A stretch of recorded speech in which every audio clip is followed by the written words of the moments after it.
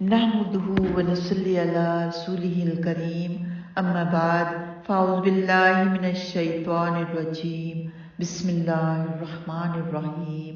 السلام علیکم ورحمۃ اللہ وبرکاتہ۔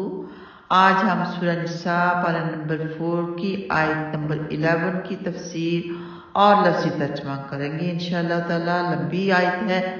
تو اس کا لفظی ترجمہ اچھی طرح سے یاد کر کے 2 دن میں آپ سنا سکتے ہیں انشاءاللہ۔ یوصیکم اللہ فی اولادکم للذکر مثل حظ الانثیین فإن کن نساء فوق اثنتین فلہن ثلثا ما ترک وإن كانت واحدة فلها النصف وَلِأَبَوَيْهِ لِكُلِّ واحد منهم السدس مما ترك إن كان له ولد فإن لم يكن له ولد وورثه أبواه فلأمه الثلث فإن كان له إخوة فلأمه السدس من بعد وصية يوصي بها أو دين آباؤكم وأبناؤكم لا تدرون أيهم أقرب لكم نفعا فريضة من الله إن الله كان عليما حكيما۔ اس آیت مبارکہ میں سب سے پہلے اولاد کے حصوں کا ذکر کیا گیا ہے اور اس میں یہ کلیہ بیان کیا گیا ہے کہ ہر لڑکے کا حصہ لڑکی سے دگنا ہوگا۔ یہ اس لیے کہ اسلام نے معاشی ذمہ داریوں کا بوجھ مرد پر ڈالا ہے اور عورت کو اسے سبکدوش کر دیا ہے، اور جب مرد کمانے کے قابل نہیں رہتا، مثلا باپ دادا وغیرہ، تو اس کا حصہ یعنی عورت یعنی ماں دادی وغیرہ کے برابر ہوتا ہے۔ اگر اولاد میں صرف لڑکیاں ہوں، پھر اگر ایک لڑکی ہو تو اسے آدھا ترکہ ملتا ہے، یعنی کوئی اولاد نہیں ہے، صرف ایک ہی لڑکی ہے تو اسے آدھا ترکہ ملتا ہے، اور باپ کو چھٹا حصہ اور ماں کو چھٹا حصہ ملے گا۔ اور لڑکیاں اگر 2 ہوں یا 2 سے زیادہ ہوں تو انہیں کل مال کا 2/3 حصہ ملے گا، اور باپ کو دوسرا چھٹا حصہ عصب ہونے کی یعنی قریبی رشتہ ہونے کی، کفیل ہونے کی حیثیت سے ملے گا۔ اگر ورثہ میں صرف باپ اور ماں ہوں تو ماں کو تیسرا حصہ ملے گا اور باقی مال باپ کو ملے گا، اور اگر باپ اور ماں کے ساتھ شوہر یا بیوی ہو تو شوہر آدھا مال لے لے گا اور بیوی کو 1/4 اور ماں کو باقی مال کا تیسرا حصہ ملے گا۔ باپ اور ماں کی تیسری حالت یہ ہے کہ ان دونوں کے ساتھ بھائی بھی ہوں، چاہے سگے ہوں یا باپ کی طرف سے ہوں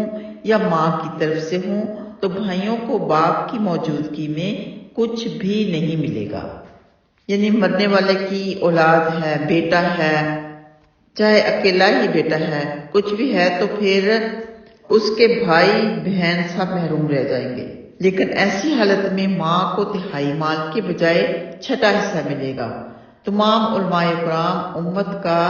اجماع یہی ہے کہ قرض کی ادائیگی وصیت کی تنفیذ پر مقدم ہے۔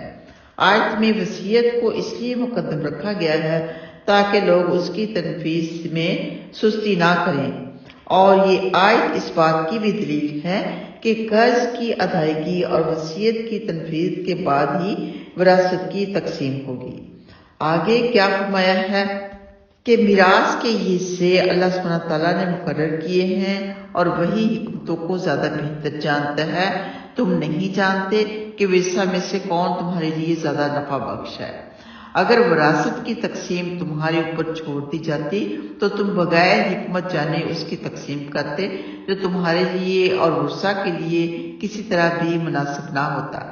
کسی کو زیادہ دے دیتے، کسی کو کم دے دیتے، کسی کا حق مار لیتے۔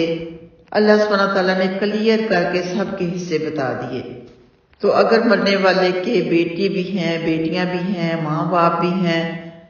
بیوی بھی ہے، تو سب سے پہلے بیوی کا حصہ نکلتا ہے، اس کے بعد ماں باپ کا نکلتا ہے، اس کے بعد جو باقی ماندہ ہوتا ہے وہ بچوں میں تقسیم ہو جاتا ہے، ڈبل لڑکوں کو ملتا ہے اور سنگل لڑکیوں کو ملتا ہے۔ اس سے آگے والی دو آیات بھی وراثت کے بارے میں بھی ہیں، زیادہ مزید انشاءاللہ تعالی ان کی تلاوت کے بعد دوسرے لیکچر میں بات ہوگی۔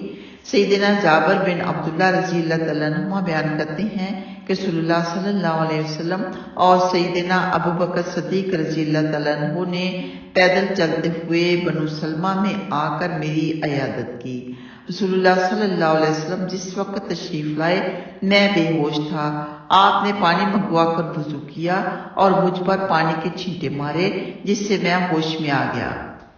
تو میں نے عرض کی، اے اللہ کے رسول، میرے مال کے بارے میں آپ کا کیا حکم ہے؟ تو اس وقت یہ آیت نازل ہوئی، یوصیکم اللہ فی اولادکم للذکر مثل حظ الانثیین۔ اللہ تمہیں تاکیدی حکم دیتا ہے، مرد کے لیے دو عورتوں کے حصے کے برابر حصہ ہے۔ یہ بخاری میں اور مسلم میں موجود ہے۔ آگے حدیث جاننا بھی بے حد ضروری ہے کیونکہ پتہ چلتا ہے کہ آیت کا شان نزول کیسے ہوا۔ سیدنا جابر بن عبداللہ رضی اللہ تعالیٰ عنہ بیان کرتے ہیں کہ سعد بن ربیع رضی اللہ تعالیٰ عنہ کی بیوی اپنی دو بیٹیاں جو سعد رضی اللہ تعالیٰ عنہ سے تھیں لے کر رسول اللہ صلی اللہ علیہ وسلم کی خدمت میں حاضر ہوئی اور عرض کرنے لگی، اے اللہ کے رسول، یہ سعد بن ربیع کی دو لڑکیاں ہیں، ان کا باپ آپ کی مائیت میں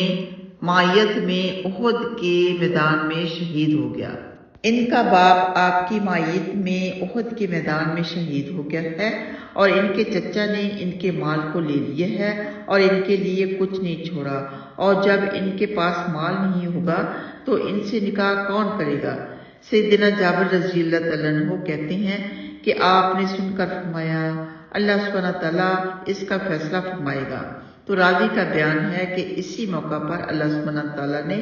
آیت میراث کو نازل فرما دیا اور رسول اللہ صلی اللہ علیہ وسلم نے ان دونوں لڑکیوں کے چچا کی طرف یہ پیغام بھیجا کہ سعد کی دونوں بیٹیوں کو 2/3 اور ان کی مال کو 8واں حصہ دے دو، اور جو بچ جائے وہ تمہارے لیے ہے۔ یہ مسند احمد میں موجود ہے۔ یعنی اس کی بیوی کا 8واں حصہ نکالو اور بیٹیوں کو 2/3 دے دو، باقی اس کے بعد جو بچتا ہے وہ آپ لے لو۔ اگر بیٹیوں کا بھائی بھی ہوتا، مرنے والے کا یعنی بیٹا بھی ہوتا، تو پھر اسے کچھ نہیں ملنا تھا۔ بہت ہی چھوٹی اور آخری حدیث سیدنا عبداللہ بن مسعود رضی اللہ تعالیٰ عنہ بیان کرتے ہیں کہ میں اس مسئلہ میں وہی فیصلہ کروں گا جو فیصلہ رسول اللہ صلی اللہ علیہ وسلم نے کیا تھا کہ بیٹی کو نصف ملے گا، پوتی کو 6واں حصہ ملے گا تاکہ 2/3 پورا ہو جائے اور باقی بہن کو ملے گا کیونکہ اس کی ایک ہی بیٹی تھی۔ یہ بخاری میں موجود ہے۔ آئیے آتے ہیں لفظی ترجمہ کی طرف۔ یوصیکم وصیت کرتا ہے تمہیں، تو یہاں پر جو کم لفظ ہے، کم اگر اسم کے آخر میں ہو تو ترجمہ تمہارا، تمہاری، تمہارے، اور اگر فعل کے آخر میں ہو تو ترجمہ تمہیں کیا جاتا ہے۔ اب یہ فعل کے آخر میں ہے تو مطلب ہے کہ تمہیں۔ یوصیکم وصیت کرتا ہے تم کو اللہ فی اولادکم تمہاری اولاد کے بارے میں، للذکر ایک مرد کا حصہ براکٹ میں لگتا ہے، مثل برابر ہے، حظ الانثیین دو عورتوں کے برابر۔ نساء عورتوں کو کہتے ہیں نا، تو حظ حصے کو کہتے ہیں، حظ الانثیین دو عورتوں کے حصے، فَإِن پھر اگر کننا وہ ہوں، نساء زیادہ عورتیں، فوق اوپر، اثنتین دو عورتوں کے یعنی 2 سے زیادہ ہوں، فَلَہُنَّ تو ان سب کے لیے ثلثا 2/3 ہے، ماں اس سے جو تارکا اس میت نے چھوڑا، وَإِن اور اگر کانت ہو یعنی بیٹی ہو، واحدہ صرف ایک ہی، فلاحات اس کے لیے النصف آدھا ترکہ ہے، اور لِأَبَوَیْہِ اس کے ماں باپ کے لیے، لِكُلِّ واحد ہر ایک کے لیے، منہما ان دونوں میں سے، السدس چھٹا حصہ ہے، مما اس سے جو تارا کا اس نے چھوڑا،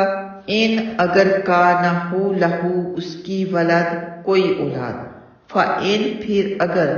لم یکن نہ ہو لہو اس کی ولدن کوئی اولاد، و اور ورثہ اس کے وارث بن رہے ہوں ابواہ اس کے ماں باپ، فَلِأُمِّهِ تو اس کی ماں کے لیے الثلث ایک تہائی ہے، فَإِن پھر اگر کا نہ ہوں لہو اس کے اخوتن بھائی، فَلِأُمِّهِ تو اس کی ماں کا السدس چھٹا حصہ ہے، من سے بعد وصیہ وصیت کے، من بعد وصیہ وصیت کے بعد، یوسی کہ جو وہ وصیت کرے، بہا اس کی، او یا دین قرض، یعنی اگر قرض دار ہوں، آباؤکم تمہارے ماں باپ، و ابناؤکم اور تمہارے بیٹے، لا تدرون نہیں تم سب جانتے، ایہم ان میں سے کون، اقرب زیادہ قریب ہے، لکم تمہارے لیے، نفع کے اعتبار سے، فریضہ یہ حصے مقرر کیے ہوئے ہیں، من اللہ اللہ کی طرف سے، ان اللہ بے شک اللہ، کانا ہے، علیمن سب کچھ جاننے والا، حکیمہ خوب حکمت والا۔ اللہ سبحانہ وتعالیٰ سب کو عمل کی توفیق عطا فرمائے، آمین یا رب العالمین۔ وآخر دعوانا ان الحمد للہ رب العالمین۔ السلام علیکم ورحمۃ اللہ وبرکاتہ۔